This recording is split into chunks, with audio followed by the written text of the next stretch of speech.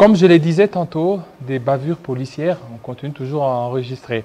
Nous allons en parler avec les anciens de l'UPC qui sont dans la profession, certains d'autres sont des avocats et d'autres dans le métier libéral. Madame Stella Chituka, bienvenue. Voilà. Monsieur Patrick Muzungu, bienvenue. Bienvenue, merci Jean-David. Alors, qu'est-ce qui vous amène aujourd'hui sur ce plateau?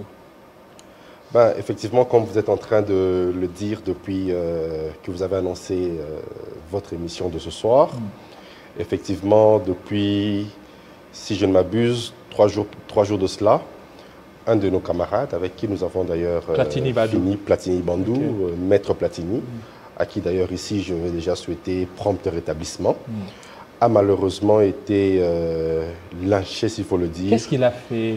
Bon, de l'histoire que nous avons, c'est qu'il est avocat, il preste ici, il est avocat d'abord au barreau du Congo central. Entre-temps, lorsque vous êtes en train de parler, la réalisation va devoir nous balancer des photos, des images de Platini Badou. Vous allez voir, voilà, vous voyez ces images telles que vous voyez là. Ouais, donc il a été sauvagement attaqué, hein, Platini Badou, ok, oui. Alors, il est avocat, il preste, et parmi la multitude de ses clients qu'il a, parce que parmi les brillants de la promotion, il a quand même quelques clients qui lui ont fait confiance. Et il gère aussi certaines activités. Arrête-toi par là, Jocelyn, arrête-toi. Sur cette image qui est là, ok, vous pouvez revenir sur cette image-là. Vous voyez la gravité? Ok, allez-y. Alors, il gère aussi quelques activités de ses clients qui sont peut-être en déplacement. Alors, un de ses clients qui a une de ses résidences ici à Kinshasa, avec des locataires, et il s'est fait qu'un de locataires, qui est beau-frère d'un certain général, de la place d'ici, FRDC, a quitté la résidence, mais il s'est permis quand même de remplacer par un autre locataire et de percevoir même. De percevoir l'argent. Des loyers. Et ils se sont donné rendez-vous pour en parler avec l'avocat du propriétaire de la parcelle en question. Effectivement. Et le monsieur, malin qu'il était, lui a donné rendez-vous auprès de sa sœur qui est épouse du fameux général. Et arrivé sur place, après échange, quelques minutes après, la dame sort de son salon, il donne l'ordre aux militaires qui sont commis à la garde de son mari pour tabasser l'avocat qui est en train de faire sa mission. Il a été menotté. Menotté. Menotté. Sous Fachi. Bon. État de droit. Bon, on n'a pas... Madame Chituka, vous défendez Fachi, état de droit, mais avec ça, où serait Platini Badou? Platini Badou, en ce moment, il est dans un état critique. État critique? Oui, parce qu'il devait faire des scanners. Oui, il devait faire des scanners. Il a connu trop d'atrocités dans la tête. Est-ce qu'il réfléchit bien avec ça? En tout cas, nous prions Dieu pour que ça puisse bien se passer, pour que rien de grave ne puisse l'arriver. C'est vraiment notre prière, mais nous déplorons cela. Ce n'est pas bien que ces genres de bavures sous Fachi. Ouais, voilà. Effectivement, ça, c'est pas une très bonne chose parce que ça n'augure pas les efforts du président Félix-Antoine Tshisekedi Tshilombo. Alors, qu'est-ce que vous aviez fait par rapport à ça? Quelle action vous aviez menée? Outre le média, autre chose? Qu'est-ce que vous avez fait? Étant donné qu'il est avocat et que aussi nous autres sommes juristes et avocats pour d'autres, nous avons eu à mener quelques actions déjà. Il s'est d'abord adressé à son barreau pour dénoncer cela, mais aussi un collectif a été promptement d'ailleurs constitué. Une plainte a été déposée déjà et nous attendons la suite. Ici, nous ne voulons pas vraiment commenter là-dessus parce que nous voulons bien, puisque la plainte a déjà été déposée, nous voulons bien que la procédure suive son cours normal. Et il faut que la plainte aussi soit prise en compte parce que vous pouvez déposer la plainte, mais il n'y a pas de suite quant à ça. Non, évidemment, nous allons faire de notre mieux, ensemble avec tous les amis, parce que nous sommes tous Bomoko, et nous allons faire de notre mieux pour suivre ça de près. Voilà, Bomoko matière, tel que vous l'avez l'habitude de le dire. Évidemment, et effectivement, voilà, Madame Chituka, Platini Badou, sa famille, actuellement, comment est l'état de sa famille? Sa femme, parce qu'il vient à peine de se marier. Oui. Il est nouvellement papa. Oui. Voilà. Oui. Et mais maintenant, sa famille, sa femme. En tout cas, nous étions en contact avec sa femme.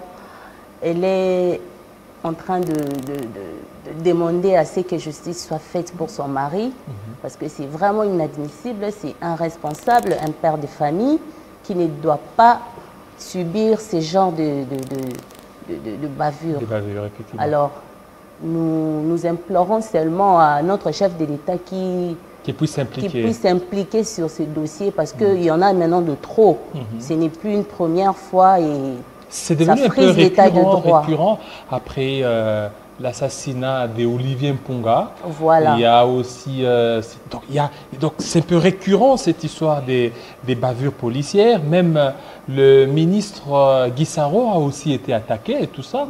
Et donc ça demande vraiment une interpellation de la part des autorités. Oui, ça frise le slogan État de droit. Voilà, ça frise le slogan État de droit. Maître, on peut vous appeler maître?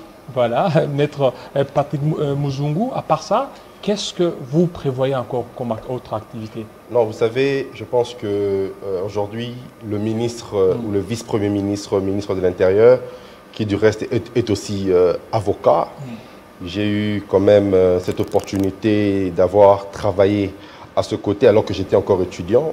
En G3, je fais mon stage pratiquement dans le cabinet dans lequel il prestait.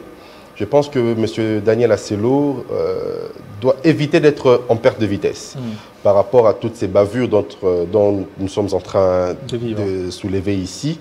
Parce qu'à l'image, on risquerait de croire que lorsqu'on parle de bavures policières, on ne verrait que cette tenue bleue de policier.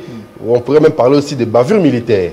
Parce que aussi, on voit que même ceux qui sont censés protéger l'intégrité territoriale de l'État sont aussi tomber un peu plus bas dans ce genre de comportement. Nous pensons que nous allons faire de notre mieux en tant que confrères avocats, voire aussi le Premier ministre, enfin le vice-premier ministre, ministre de l'Intérieur, pour essayer un peu de régler un peu tout cela et qu'ensemble, on puisse vraiment imposer cet état, véritablement cet état de droit, pour que le droit humain puisse être respecté à tous les niveaux et à tous les échelons. Parce que je pense que l'état de droit, comme on le veut, ne devrait pas rester seulement ce côté-là, la charge un peu du côté financier, avec l'implication de l'IGF, que nous saluons d'ailleurs. Il faudrait que tous les autres éléments, que toutes les autres structures de la vie civile puissent connaître effectivement qu'il y a état de droit maintenant. Voilà, qui a état de droit. Merci. Merci surtout de la promptitude avec laquelle vous avez répondu pour venir plaider pour votre collègue Platini Badou. Merci Madame Stella Chituka. Merci à Monsieur Patrick Muzungu. On va changer de chapitre cette fois-ci pour parler de la politique entérinement des animateurs de la CENI et aussi cette actualité brûlante de la RDC.